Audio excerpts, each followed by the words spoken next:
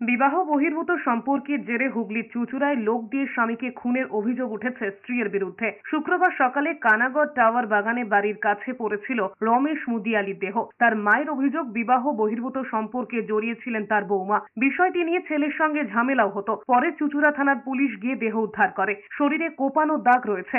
রমেশের স্ত্রীকে থানায় ডেকে জেরা করছেন তদন্তকারী অফিসাররা। জানা গিয়েছে, মাদক মামলায় কয়েকদিন জেলবন্দি ছিল রমেশ।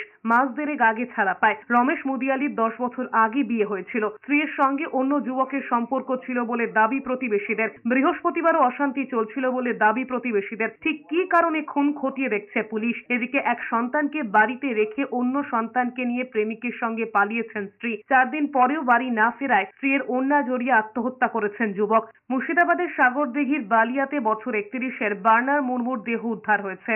যে মারা গেছে তার বউ এবং তার শাশুড়িকে ইতিমধ্যে আমাদের ব্যান্ডেল পিপিতে নিয়ে যাওয়া হয়েছে, তাদেরকে জিজ্ঞাসাবাদ করা হচ্ছে।